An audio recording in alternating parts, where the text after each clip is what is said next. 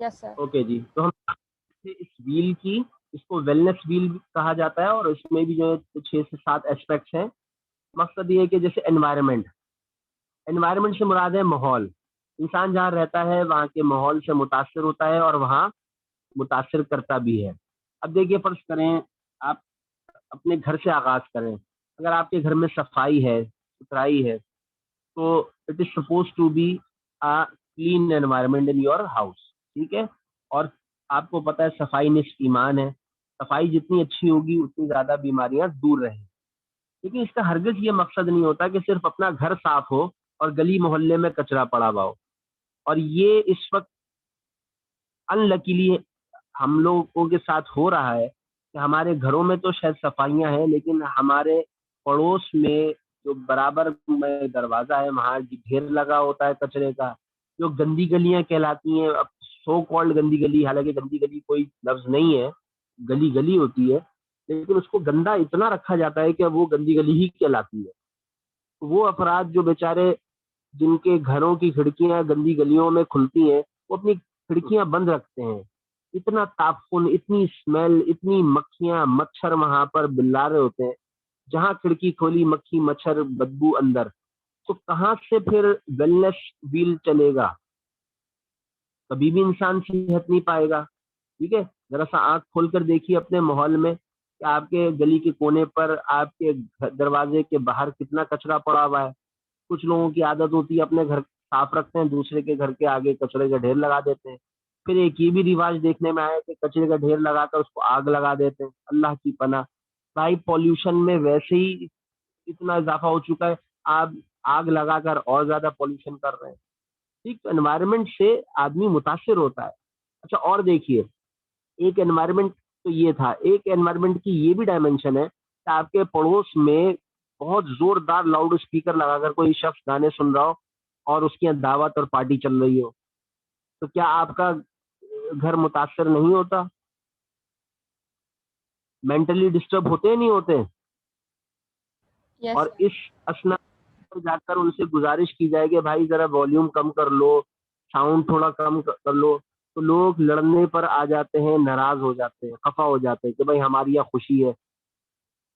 हालांकि देखिए, दीन इस्लाम क्या सिखाता है कि पड़ोसियों के कितने हुकूक हैं, कि अगर आपका पड़ोसी आपसे खुश नहीं है तो शायद बख्शिश ना हो। तो किस हद तक मामलात हैं हुकूकुल इबाद के और खासतौर पर पड़ोसियों के। लेकिन एनवायरनमेंट में शोर हो रहा है और कोई फिक्र ही नहीं है दाएं बाएं लोगों को। ठीक है। या आपने देखा होगा कि से फॉर एग्जांपल एक ही मोहल्ला है, दो घर हैं, एक जगह शादी हो रही है, एक जगह मैयत हो रही है। शादी वाले शादी में खूब पार्टिसिपेट, ढोल ढापा चल रहा है, और मैयत के घर में जो सन्नाटा हुआ हुआ है, मातम है। तो हमारी अखलाकी अकदार कहाँ चली गई है? अब देखिए, उस एनवायरनमेंट में किस हद तक डिप्रेशन और एंजाइटी हुई होगी कि जिस घर में मैयत हुई है वो शख्स कितना कुड़ रहा होगा और जहनी तौर पर कितना मुतासिर हो रहा होगा कि देखो मेरे पड़ोसी को, मेरे घर में मैयत हुई है, जरा सा भी ख्याल नहीं है। और जब उसके यहाँ कोई हो इवेंट होगा तो वो लाउड स्पीकर चलाएगा, वो बदले लेगा और वो खुशी के ढोल करेगा कि देखो। यानी इंसान किस हद तक अपने अखलाकियात को खराब कर चुका है, अल्लाह माफी दे। तो एनवायरनमेंट जो है इस वक्त बहुत ज्यादा मुतासर हो गया है।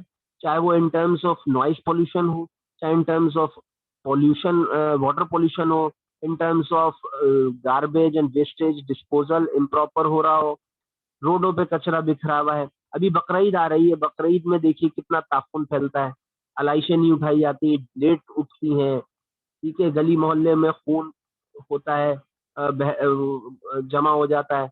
तो कोई ये भी नहीं करता कि फर्ज करें 4 लाख का जानवर लाया है तो 50 रुपए का या 40 रुपए का चूना डाल दे उस जगह पर।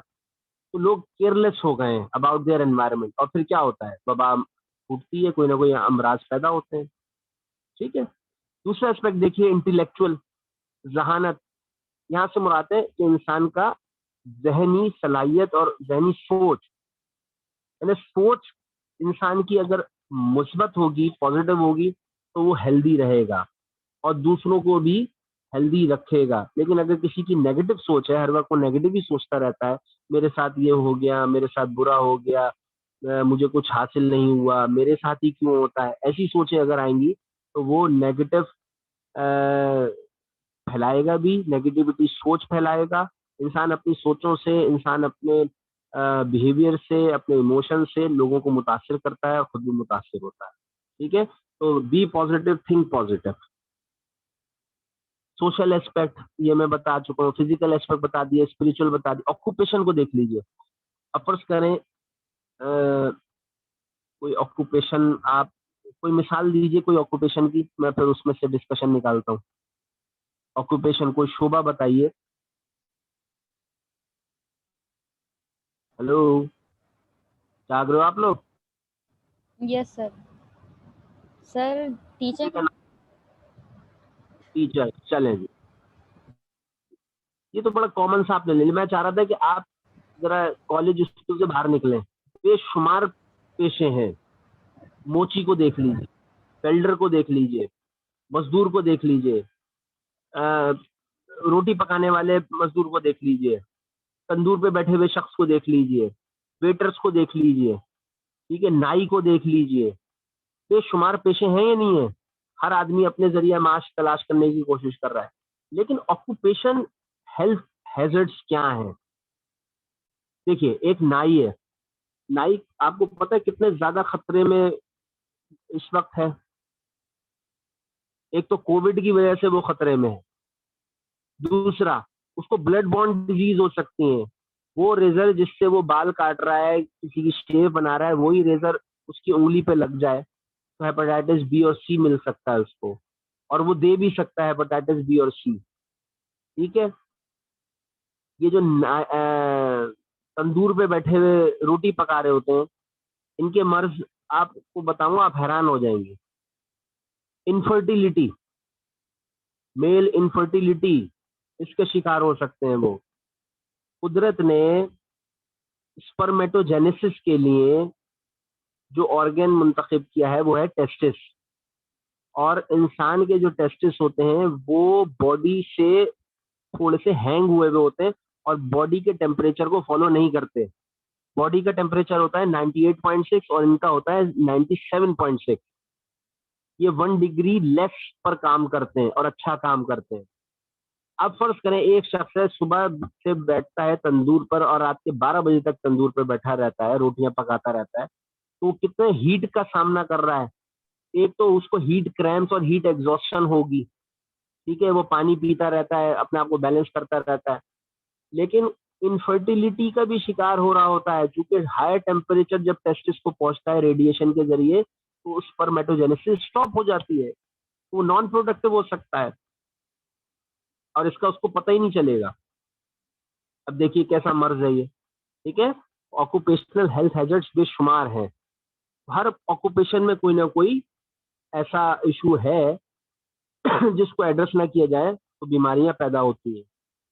हेल्थ केयर वर्कर्स हैं, बहुत ज्यादा रिस्क में। इन्फेक्शियस डिजीज इनको बेशुमार लग सकती है, बड़ा खतरा होता है। ठीक है, टीचर की आपने मिसाल दी, टीचरों को क्या खतरात होते हैं, कौन सी बीमारियां लग सकती है? कोई गैस कर सकता है? सुबह तो आपने बड़ा अच्छा मुंतखब किया, लेकिन जरा गैस कीजिए। ये सारे टीचर से आप पढ़ के आ चुके हैं, चलिए मैं बताता हूँ। देखिए, टीचर जो होता है ना, जो वाकई में टीचर होता है, जो पढ़ा रहा होता है, जो जहनी मश्क करता है, जो इमोशनली अटैच्ड होता है, बेटा वो बड़ा सेंसिटिव होता है। एट द सेम टाइम वो क्रिएटिव भी होता है। एट द सेम टाइम वो बहुत ज्यादा पोजेसिवनेस भी उसके अंदर होती है। वो अपने सब्जेक्ट को लेकर सेंसिटिव हुआ होता है।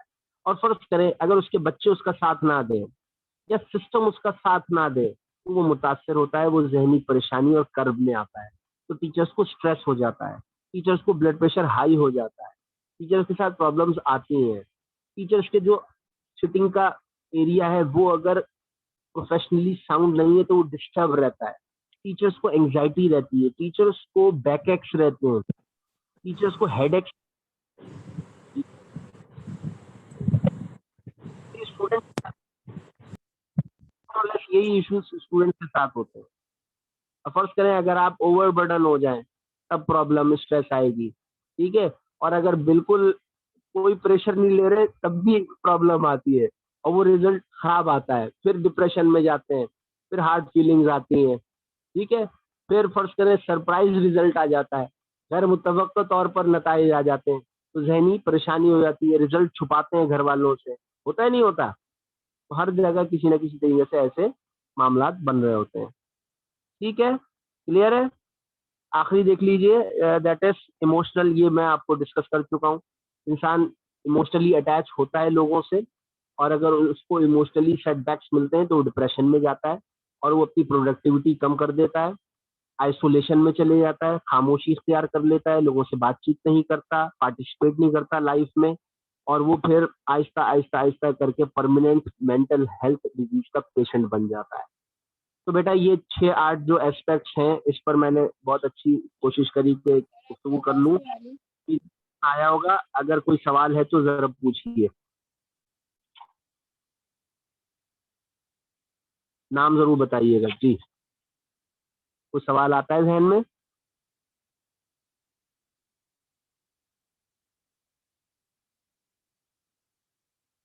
ये खामोशी इंटरनेट की वजह से या वाक़ई में खामोशी हुई हुई है? नो सर, कोई क्वेश्चन नहीं है सर, शायद अभी कोई पूछ रहा था लेकिन खामोश हो गया कोई, ये मुझे कौन फील पूछ हो रहा है? रहा है। पूछे ना, पूछा करें, पैसे नहीं लगते इसके। अच्छा, तो अगर कोई सवाल नहीं है तो मैं समझता हूँ कि बात समझ में आ गई है। अच्छा बेटा देखें, हम अभी बिगनिंग में हैं और बिगनिंग के जो कॉन्सेप्ट्स होते हैं ये ज़रा अच्छे बनने चाहिए। उम्मीद है कि ये सब चीज़ें समझ में आती चली जाएंगी। फिर भी आपके पास मेरा नंबर मौजूद है, अगर कभी भी कोई सवाल जहन में आए तो जस्ट मुझे एक वॉइस मैसेज छोड़ दीजिएगा, मैं आपको जवाब दे दूंगा। ग्रुप में सवाल कर लेंगे तो बहुत अच्छा रहेगा, उससे तमाम स्टूडेंट्स को फ़ायदा हो जाएगा और ये सिलसिला जारी रहेगा इंशाल्लाह ताला। आपका और हमारा सफ़र अच्छा रहेगा। लेकिन बेटा एक बात याद रखिएगा, वक्त बड़ी तेजी से गुजर जाएगा, पता भी नहीं चलेगा। और ऑनलाइन सिस्टम जो है मैं समझता हूँ कि उतना फाल नहीं है जैसे कि क्लास के अंदर हम लोग इंटरलैक्ट कर रहे होते हैं, लेकिन फिर भी गुजारा करना है, वक्त को धक्का देना है और सिस्टम को आगे लेके चलना है। तो एक दूसरे का साथ दीजिएगा, कॉपरेट रखिएगा और कम्युनिकेशन में रहिएगा, ठीक है। ये मत समझिएगा कि बस हमने एक रूटीन के तहत चंद मिनट, चंद घंटे बैठ जाना है, सुन लेना है बात को। मुझे पता है कि कई लोग इस वक्त ऐसे भी होंगे जो सिर्फ ऑनलाइन होकर कुछ और काम कर रहे होंगे, लेकिन ऐसा ना करिएगा। अपने आप को, अपने वक्त को बहुत कीमती समझिए, और अगर हम भी कोशिश कर रहे हैं तो हमें भी ये हक हासिल है कि हम चाहेंगे पॉजिटिव जवाब आए। तो बेटा अपने साथ भी भला कीजिएगा और हमारे साथ भी भला कीजिएगा, ठीक है। आइए, ये आप मुझे रिकॉर्डिंग भेज दीजिएगा, फिर मैं इसको एडिट करके अपलोड कर दूंगा। Okay sir. सर महानूर कुछ पूछना चाह रही थी, अभी उनका मैसेज आया मेरे पास कि आवाज़ नहीं आ रही, अब शायद उनका मुझे नेट इश्यू होगा। मानू कनेक्ट है।